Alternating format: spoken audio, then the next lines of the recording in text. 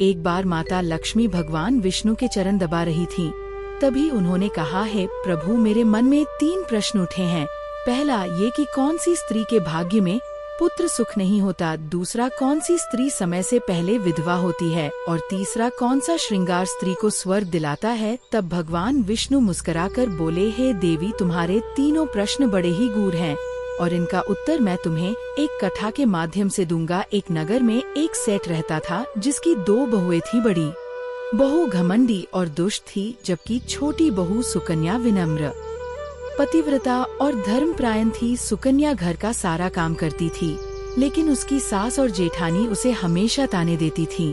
एक दिन जब सुकन्या खाना बना रही थी तो एक भूखा साधु द्वार पर आया। सुकन्या ने अपने हिस्से का भोजन उसे दे दिया, परंतु उसकी सास ने क्रोध में आकर साधु को धक्के मारकर घर से निकाल दिया और सुकन्या को भी अपमानित कर घर से निकाल दिया। सुकन्या दुखी होकर अपने मायके की ओर चली। तभी रास्ते में वर्षा शुरू हुई और वह एक पेड़ के नीचे शरण लेने लगी। पेड़ की जड़ में एक कोटर था जिसमें एक संत मिले। संत ने कहा, बेटी चिंता मत कर, यह पर्ची लो, इसमें संतान सुख का उपाय लिखा है, इसे श्रद्धा से करना, तुम्हें पुत्र की प्राप्ति होगी। और संत अदृश्य हो गए। सुकन्या ने पर्ची के अनुसार धर्म पूर्वक आचरण किया और कुछ समय बाद उसे एक गुणवान पुत्र प्राप्त हुआ। वहीं उसकी सास लालच में आकर उसी पेड़ के कोटर में गई ताकि और सोना ला सके, लेकिन राक्षसियों ने उसे देख लिया और उसे नीचे फेंक दिया, जिससे उसकी मृत्यु हो गई। सुकन्या का जीवन प्रेम और धर्म के मार्ग पर चलता रहा। अंततः उसे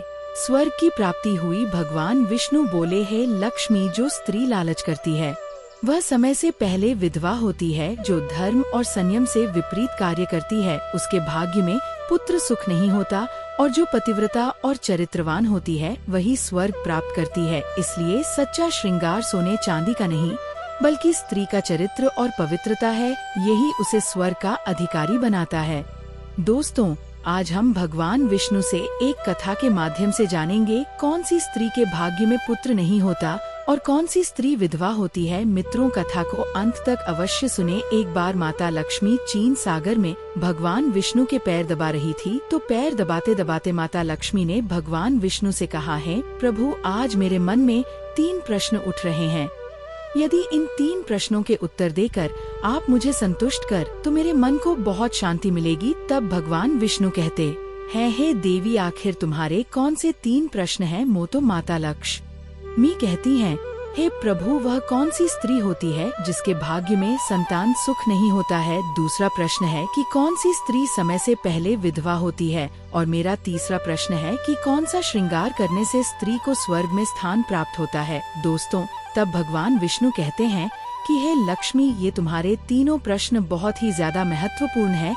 जो भी व्यक्ति इन तीनों प्रश्नों के उत्तर समझकर इस पर्याप्त ज्ञान को अपने जीवन में उतार लेता है, उसे जीवन में सुख की प्राप्ति होती है। दोस्तों, भगवान विष्णु कहते हैं, हे देवी लक्ष्मी, अब मैं तुम्हें तुम्हारे तीनों प्रश्नों के उत्तर एक छोटी सी कहानी के माध्यम से देने वाला हूँ।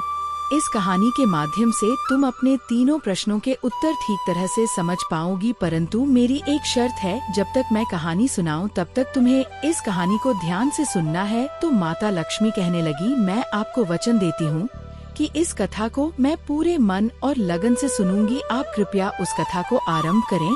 तो दोस्तों, आप सभी से एक विनती है कि आप भी इस कथा को पूरा जरूर सुने। इसे आधा अधूरा सुनना पाप माना जाता है। कथा शुरू करने से पहले कमेंट में जय मान लक्ष्मी और जय श्री हरि विष्णु अवश्य लिखें। साथ ही वीडियो को लाइक करना ना भूले। तो चलिए आरंभ करते हैं।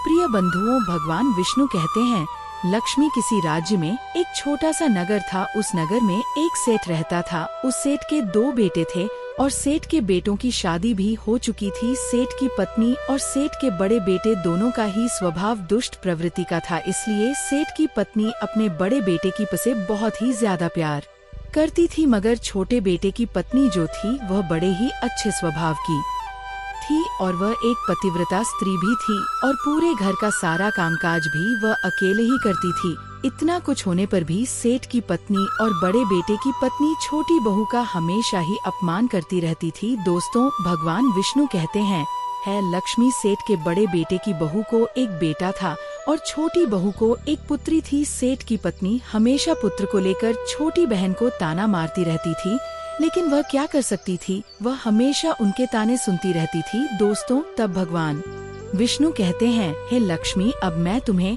छोटी बहू की कहानी अच्छे तरीके से समझाता हूँ।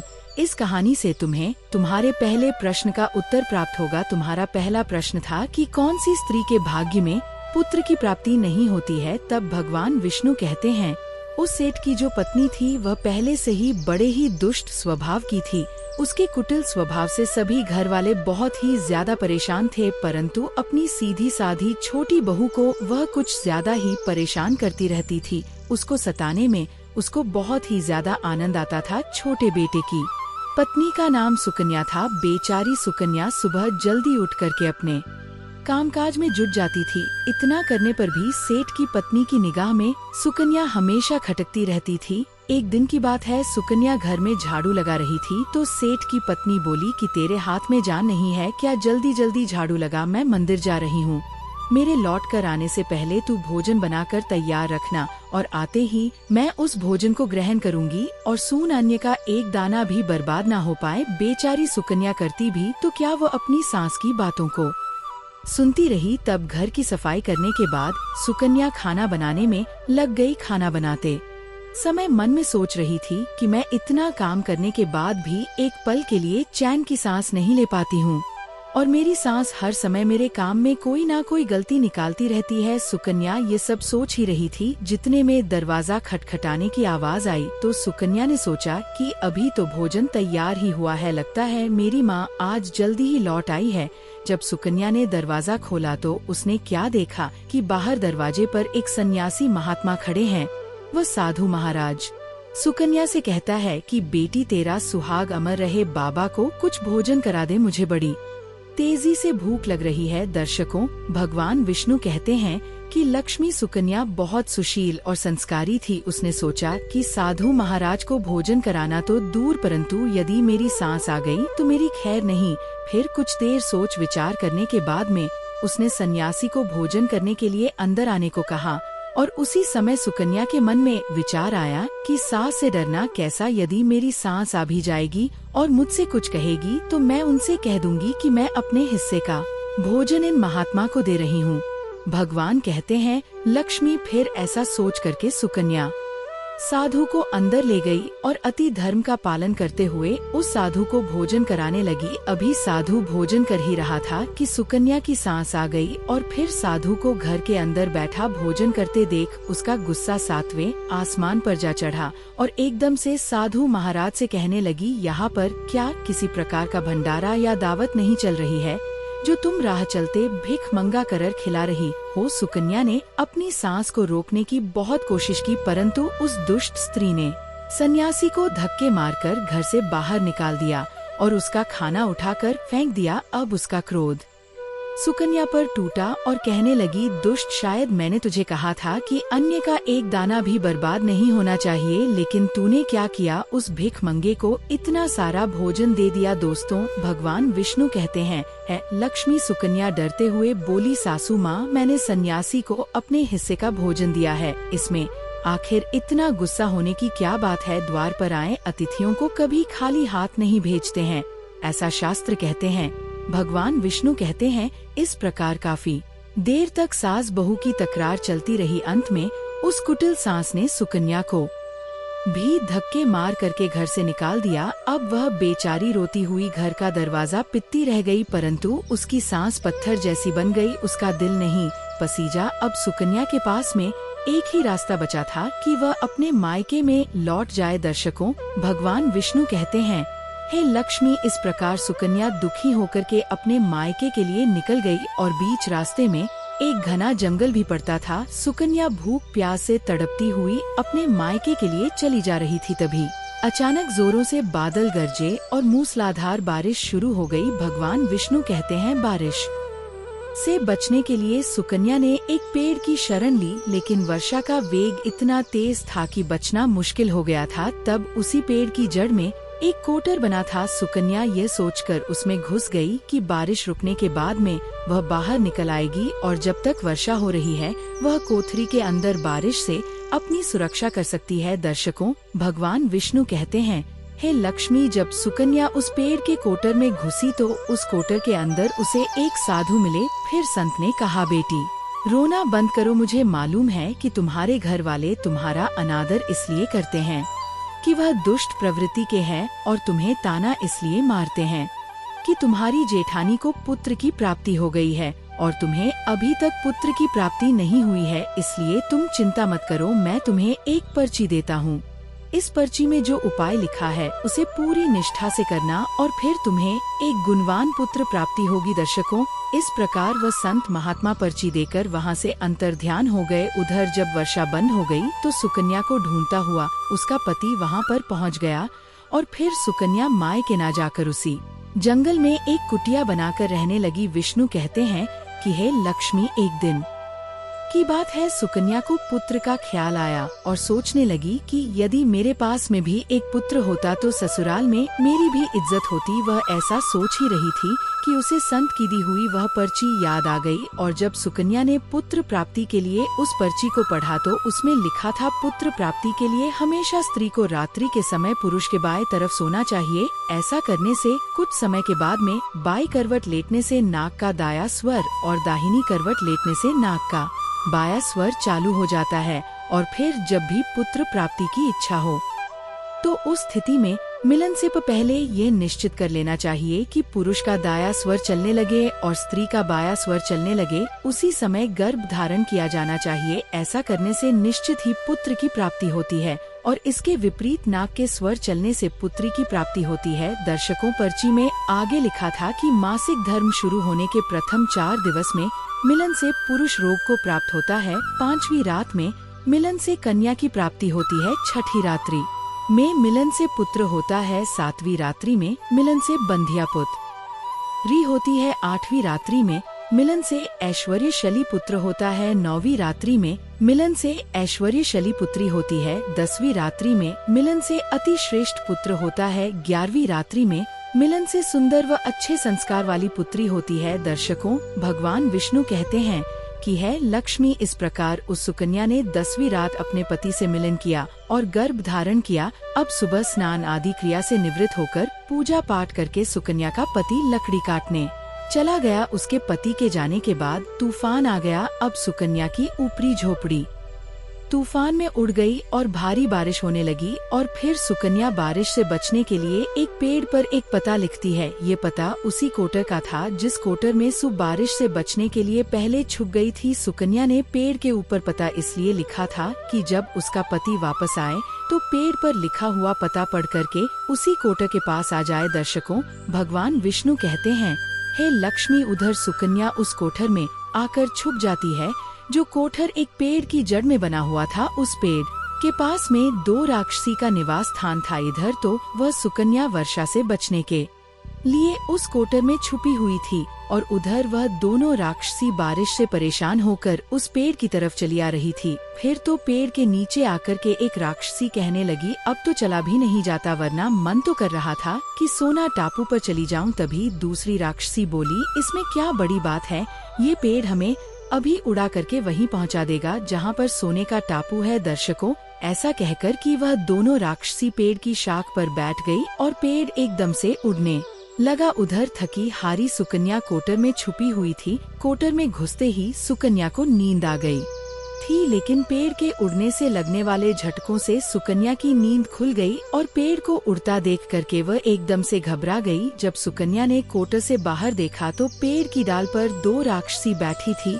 अंततः सुकन्या ने परिस्थिति के साथ समझौता किया और सोचा कि जो होगा अच्छा ही होगा। फिर कुछ देर की उड़ा के बाद में वह पेड़ एक सोना टापू पर पहुंच करके उतर गया। उधर दोनों राक्षसी को भूख लग रही थी, इसलिए वह दोनों शिकार की तलाश में निकल गई। भगवान विष्णु कहते हैं, हे लक्ष्मी, उन दोनों राक्षसी के जाने के बाद में सुकन्या कोटर से बाहर निकली और उसने चैन की सांस ली। अब जैसे ही सुकन्या ने सोना टापू पर फैली रेत को देखा तो एकदम से अचंभित में पड़ गई कि ये रेत तो चमचमा रही है और जैसे ही सुकन्या ने रेत को हाथों में उठाया तो एकदम से चिल्लाने लगी, अरे ये तो सोने की रेत है।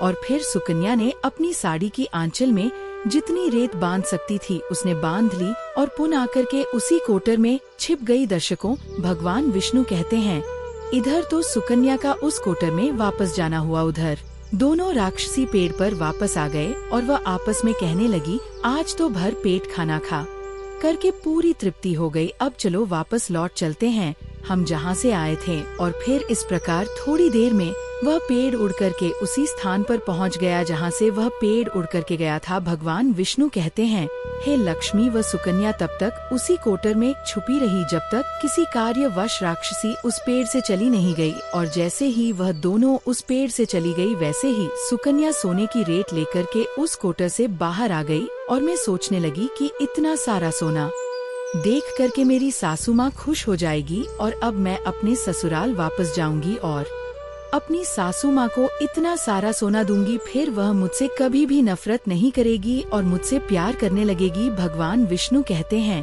हे लक्ष्मी, इधर तो सुकन्या ऐसा सोच रही थी तब तक सुकन्या का पति सुकन्या को ढूंढता हुआ उसी कोटर की तरफ आ जाता है। और सुकन्या अपने पति को सारी बात बताती है और अपने पति के साथ वापस अपने ससुराल पहुंच करके अपनी सासू माँ से कहती है, देखो सासू माँ, मैं आपके लिए क्या लाई हूँ।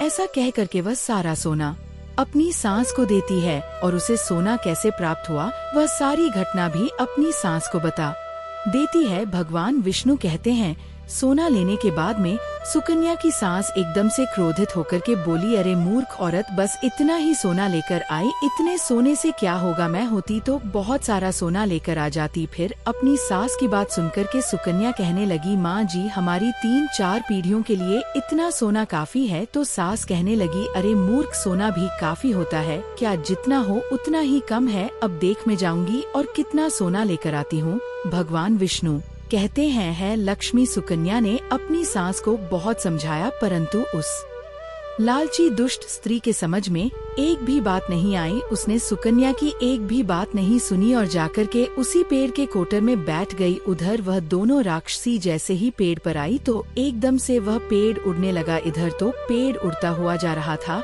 उधर सुकन्या की सास मन ही मन में बहुत खुश हो रही थी कि आज मैं बहुत सारा सोना एक साथ बतौर के लाऊंगी। भगवान विष्णु कहते हैं, इधर तो सुकन्या की सास अपने मन में खुशियाँ मना रहे थी। उसी समय एक राक्षसी कहने लगी, चलो आज स्वर्ण द्वीप पर ना चल करके मत्स्य द्वीप पर चलते हैं, आज मछलियाँ खाने का बहुत मन कर रहा है। और फिर जैसे ही राशियों ने मछली खाने का मन बनाया वैसे ही वह पेड़ मत्स्य द्वीप की तरफ चला। भगवान विष्णु कहते हैं, है लक्ष्मी, इस प्रकार राक्षस की बात सुन करके कोटर में बैठी वह लालची स्त्री स्वयं पर संयम नहीं रख सकी और एकदम से बोल पड़ी, अरे तुम सोना टापू क्यों नहीं जा रही हो, मत्स्य द्वीप मत जाओ, सोना टापू पर चलो। अब जैसे ही उस लालची स्त्री ने इतनी आवाज दी तो राक्षस ने समझ लिया कि इस पेड़ की कोटर में जरूर कोई छिपा बैठा है। और उन्होंने एकदम से जैसे ही कोटर में प्रवेश किया और फिर जैसे ही उन दोनों राक्षस लालची स्त्री को देखा तो एकदम से उसे उठाकर के पेड़ से नीचे फेंक दिया और धरती पर गिरते ही उस लाल स्त्री की मौत हो गई। अब जैसे ही सूचना उसके घर वालों को मिलती है तो उस स्त्री का पति यानी सुकन्या का ससुर सुकन्या के पास जाता है और उसे कहते हैं, बेटी, मैं तो उसे पहले से ही समझाता था कि तू ऐसा काम मत कर, कभी भी किसी को लालच नहीं करना चाहिए और बहू बेटी की तरह होती है, उनको प्यार देना चाहिए, मगर उसने मेरी एक भी बात नहीं मानी और उसे उसके कर्मों का फल आज मिल गया। भगवान विष्णु कहते हैं, हे लक्ष्मी, उधर सुकन्या अपने पति के साथ में सुखपूर्वक जीवन यापन करने लगी। फिर कुछ समय गुजरने के बाद में सुकन्या को एक गुणवान पुत्र की प्राप्ति हुई और पुत्र की प्राप्ति के बाद सुकन्या की खुशी का ठिकाना नहीं रहा और वह भगवान का शुक्रिया करने लगी। उधर सेठ के बड़े बेटे की बहू जो हमेशा सुकन्या को पुत्र को लेकर ताने मारती रहती थी, जब सुकन्या को पुत्र की प्राप्ति हो गई और उसे धन भी प्राप्त हो गया, उधर सेठ के बड़े बेटे और बहू के दिन गरीबी में गुजरने लगे। तो सेठ की बड़ी बहू जाकर के सुकन्या के आगे हाथ जोड़ करके अपनी गलती के लिए माफी मांगने लगती है। सुकन्या एक बहुत ही दयावान स्त्री थी और बहुत ही मधुर संबंध वाली स्त्री थी, इसलिए वह अपनी जेठानी को माफ कर देती है और वह जो भी सोना लेकर आई थी उसमें से कुछ सोना वह अपनी जेठानी को भी दे देती है। इस प्रकार वह पूरा परिवार अच्छे से जीवन यापन करने लगता है। भगवान कहते हैं, हे लक्ष्मी, इस प्रकार जब समय धीरे धीरे सुख पूर्वक व्यतीत होने लगा तो सेठ की बड़ी बहू का जो पुत्र था वह अवगुण था, इसलिए उसने सारा धन अवगुणों में बर्बाद कर दिया। और सुकन्या का जो पुत्र हुआ था वह बहुत ही गुणवान था। वह अपने जीवन में इतना आगे बढ़ा कि उसने अपने माँ बाप का नाम रोशन कर दिया। और फिर जब सुकन्या और उसकी जेठानी का जीवन समाप्त हुआ तो सुकन्या को स्वर्ग की प्राप्ति हुई और उसकी जेठानी को नरक में स्थान मिला। भगवान विष्णु कहते हैं, हे लक्ष्मी, तुम्हारा पहला प्रश्न था कि कौन सी स्त्री के भाग्य में पुत्र नहीं होता, तो समझ लो संत के द्वारा दिए गए पर्चे के विपरीत जो कार्य करते हैं उनके भाग्य में पुत्र योग नहीं होता है लक्ष्मी, तुम्हारा दूसरा प्रश्न न था कि कौन सा गहना पहनने से स्त्री या पुरुष की दर्दनाक मौत होती, तो समझ लो वह है लालच रूपी गहना जो सेठ की पत्नी ने पहना था। इसलिए लालच रूपी गहना कभी नहीं पहनना चाहिए है लक्ष्मी। अब तुम्हारा तीसरा प्रश्न था कि कौन सा श्रृंगार करने से स्त्री को स्वर्ग में स्थान मिलता है, तो वह चरित्र रूप श्रृंगार यानी कि चरित्रवान और पतिव्रता स्त्री है जो सेठ की छोटी बहू सुकन्या की तरह मृत्यु के बाद स्वर्ग में जाती है। इसलिए हर विवाहित स्त्री को पतिव्रता और चरित्रवान होना चाहिए। दोस्तों, आपको यह कहानी कैसी लगी कृपया हमें कमेंट में जरूर बताएं। अगर आपको कहानी पसंद आई हो तो अपने मित्रों के साथ जरूर शेयर करें। आशा करते हैं ये जानकारी आपको अच्छी लगी हो। अधिक धार्मिक जानकारी के लिए हमारे चैनल को सब्सक्राइब करें। आप सभी का धन्यवाद।